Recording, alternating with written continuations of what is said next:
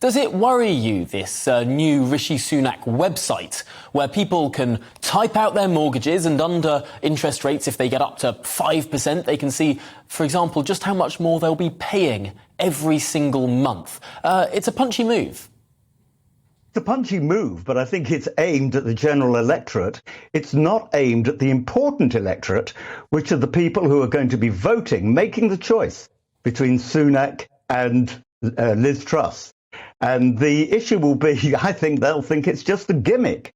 And also, you know, they will have also, many of them will have read in the Times, Robert Goodman, who is the editor of Conservative Home, saying that the trouble with Rishi, actually, when he was Chancellor, and still the case, actually, is that he's been completely captured by Treasury orthodoxy. Now, some economists will say that's fine, but when you actually look at the United States, they're doing what Liz Truss is advocating, namely they're investing to help keep inflation down, even though the investment exceeds income from taxation temporarily.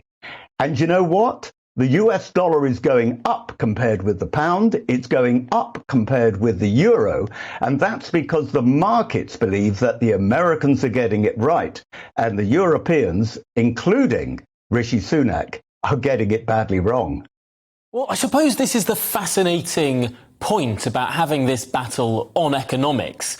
Clearly, everyone can see that the economy is not in a good place right now. We're predicted now, according to the Bank of England, 5 consecutive quarters of recession and inflation up to 13%. Of course, that will be associated with interest rate rises as well. Clearly not a good position. Now, Rishi Sunak's argument is that he's the man to steer us through that troubled water.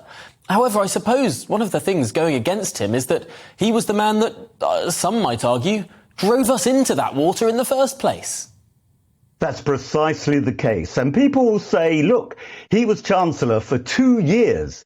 So why didn't he advocate and do then what he's now advocating, which it seems to be a complete U-turn on everything he was doing when he was Chancellor? The trouble is, Rishi has 2 problems which he has to overcome if he's going to win this leadership election with Conservative Party members. The first is credibility, and the issue that he was Chancellor creates a huge credibility gap.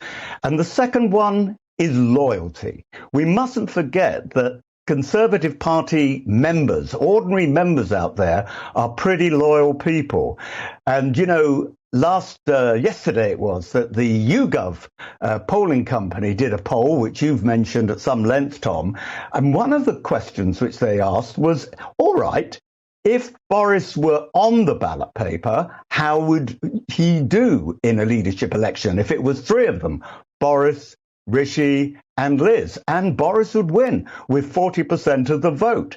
And when that same group of people were asked, were the MPs right in being disloyal and knifing Boris, 53%, these are the people who will be electing, don't forget, either Rishi or Liz, 53% say MPs were wrong and only 41% they were right. And many look at Rishi and say it was your resignation which precipitated the fall of Boris. And that's going to be a real hurdle for him to have to overcome.